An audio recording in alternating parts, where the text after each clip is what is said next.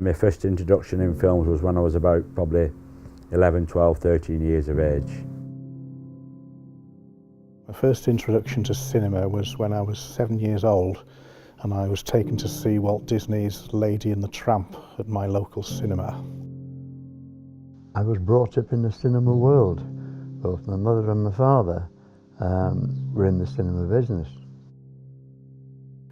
Introduction to cinema was my dad in 1953, who attained an old silent film projector from the cinema, and that got me going. When I left school, I got a job and I bought myself a 16mm sound projector so I could keep buying my dad's films and showing them, and got the collection like I've got today now. My mother was the secretary to 13 cinemas in this area, and my father, although he went in the Navy, when he came back he went to his cinema just local area here, which was an old Victorian music hall. I was completely entranced by the film. I didn't really take much notice of my surroundings or anything to do with the technology at the time, but I was hooked from that moment on. My dad had this projector set up as a hand one with a handle on it, no sound of course, and he had a couple of old films. He wasn't technical, but on the leaders they were black. The leaders is what you put on as you thread the film on the projector, spare, plain black. But I found that when I was a young lad I could scratch a little picture on it of a stick man, and each frame I could make him move a little bit, and even though I was only 10 then, I could get him to walk across the screen. What does cinema mean to me? Well, it's my lifelong passion. It's what I always wanted to do. I always wanted to run cinemas, I always wanted to show films and watch films. It's my lifetime's achievement, really. I've been interested in cinema right from a very young age. I was going right through to today. I'm still collecting films, and I've been collecting films for over 60 years. So it's a wonderful hobby, and something that I thoroughly enjoy. And my granddad turned around to my mum and said, "Lily," he said, "he doesn't drink, he doesn't smoke," he said, "man's got to have an hobby." He said, and that's what he likes to do. And he said, he's not as though he's going to pub every night with lads and all this carry on. He said, man's got to have an hobby. I used to show films at home to some long-suffering neighbours. I was involved in the film societies at school and university. And on starting full-time work, I still carried on as a part-time projectionist in cinemas in whatever part of the country I happened to be, until finally we took this cinema on, and then grew the circuit from that, from one cinema to 6. I showed quite a lot of World War footage, and also Charlie Chaplin, all the films that he was showing at that time. Where can you do that today? I think I've got, in features, close on 4,000, might have a few more. In shorts, I've probably got 1,800 to 2,000 in shorts. That's like 400 footers, 800 footers, 1,200 footers. There's films that I'll sell, there's films that I'll never part with. I'll have them till I die, and that's about it really. Well, it cost me about $250,000 to equip all the 9 screens which I have. And the stuff goes wrong at the drop of a hat. When the cinemas go on the screen at about tea time every evening and I'm at home, I dread the phone ringing because I'm wondering which cinema has gone wrong now. Saying that, it doesn't happen all that often, but with 35mm film and projectors, they just never went wrong. But the digital stuff, you don't know where the attack's coming from next. So if I see any projectors in the film for like 25, 30 quid, I buy them and I just break them up for spares, because if your projector goes, like your motor goes in your projector, you can't go to Curry's or Maplins and buy a new motor. So this is what's going to happen, in my opinion, years to come. The films will last forever, but there'll be no projectors to show them on. Simple as that. It's all authentic ex-cinema. It's before they was demolished. They pulled out the seating, the lighting, the projectors, and odds and ends of shades. So it's been there at the right time to be able to get hold of one or two of the items, which I have got. So I built up my cinema with all the paraphernalia of the old cinemas. Nothing new, it's all the old stuff. In fact, my seating still has the ashtrays in. And when I got them, it still had the cigarette butts that was pushed in them. I spent the best years of my youth in the projection room and helping out with whatever other jobs needed doing at the cinema. You used to always have to queue to go in to see the cinema. Black and white, of course. And the smells, of course, you got that smell of smoke, because everybody used to smoke then, and there was a certain amount of mouldy, dusty, because that's why they used to call it the bug holes. Whether it was mending the seats, which I'm still doing 50 years later, posting up posters in the high street for the forthcoming films, anything and everything that was going on, I was part of it. You had to get everything just right. The lights dimmed, the curtains came apart, and it was in focus on. Nowadays, I feel when you go to the cinemas today, it's very much thrown on the screen. And there's none of this, the music fading and the organist coming up from the floor and playing out all that. It isn't the same atmosphere. What we used to have was always, of course, a good short, a newsreel, and then the full-length feature. Today, it's more or less, to me, just not shown like it should be shown. I think film can be pretty easily recognised as film rather than digital. Film has a fantastic lasting quality. Much as I would like to contradict myself, I can't say that the film is necessarily better. From a technical point of view, digital quite honestly has to be better, except for the cost of the projectors and the repairs to them, which are necessitated from time to time. I'm not saying digital isn't marvellous, I think it's brilliant, but there's a place for film. The original film was made of nitrate, and nitrate was something that was very highly inflammable. So a lot of cinemas used to catch fire and burn down. It was a regular occurrence that, and because of this film of nitrate.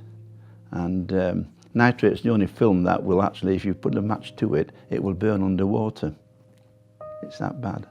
The earlier nitrate flammable film would decompose. Acetate film will decompose in certain ways. Local councils were shutting cinemas down until they got improved on it because it was so dangerous. Polyester film, which was been around with us for about 25 years, 30 years, it remains to be seen how stable that is in the long term, but suggestions are that it'll probably be the most stable of the lot, and so it is a good way to keep the image alive. Digital, you never know when the next lightning discharge or nuclear attack is going to destroy it. An actual film is 24 different pictures seen in a second. But the eye doesn't realise it's seen 24 different pictures. It is not conscious of the changing of one picture to the next, and it sees it as a continuously moving image. Then the sound is put on the side of the film with different shades of colour, like greys, blacks, etc. And then you get a little photocell and the light shining through it, and the the film passing to the photocell created the sound. The new ones are the size of a pinhead. I don't like films that's far-fetched, and I'd sooner watch a good black and white film than a colour one. Biggest collection I've got are mostly black and white compared to colour, because with colour films, in the 70s they put them on cheap film stock like Eastman colour, and all these films what they made in the 70s, they've all lost the colour now. They've either gone red or pink or whatever, unless it was done on Technicolor. You can't beat a good Technicolor print. If you've got a good Technicolor print, it's been looked after, you know, and you show it through a nice projector with a good light, there's nothing will beat it. I do do a bit for Yorkshire Film Archives, that's at York, and my entire collection of Yorkshire films will go there when anything happens to me. And they have completely rooms full of film, stored in the correct temperatures and everything. I would probably give it into the museums, probably the BMI Museum in London, and there's a big library and they can have it all then, and they will make hard copies of it, etc. for future. That's the best way, I think, disposing it.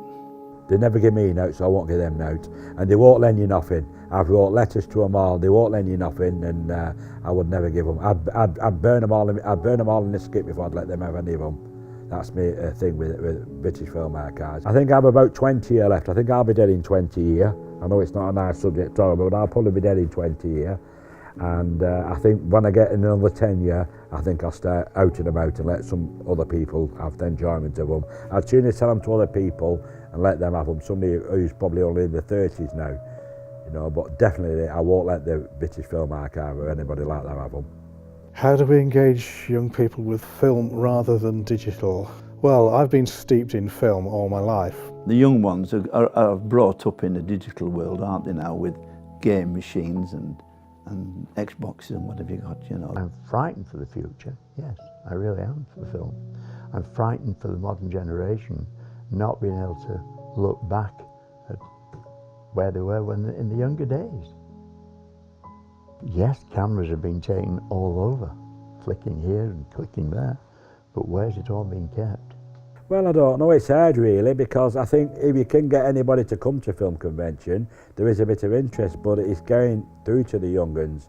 I know there's all this media thing now, Facebook and all this carry on, and you know, you can only advertise in so many places, you know, it's not everybody's cup of tea, like I said, because it is an expensive hobby, you know, and a lot of these youngers today, they've just not got the money, top and bottom of it, and who's going to pay £200 for a feature film on 16 when they can buy the same film on DVD for $3.99. You know, so this is what's buggered everything up really. It's the price, you know, the price issue. You know, if you want the future and your children to look back at you, how can you not do it if you don't have films and photographs? Because what is the life of a smartphone or a tablet or a laptop? And who knows in 50 years' time what it will be in digital.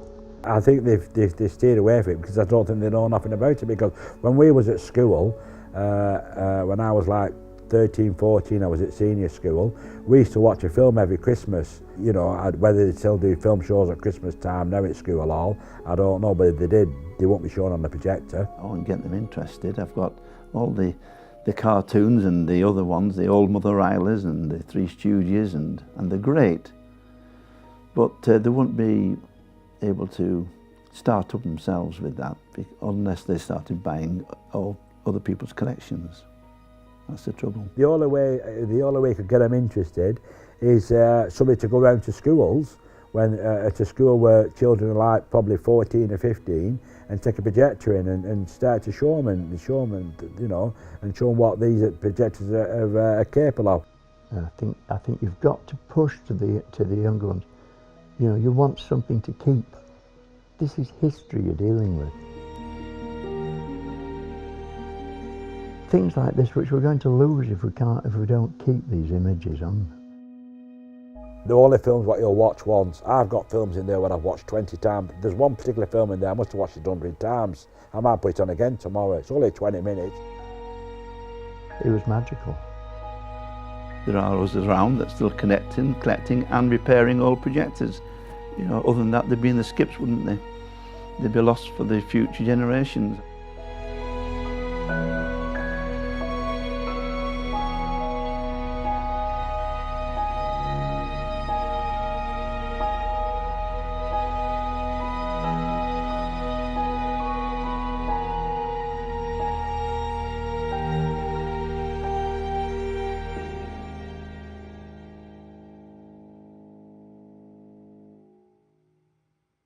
Get your generation to realise what they're going to lose if they don't do it and keep some of it, you know.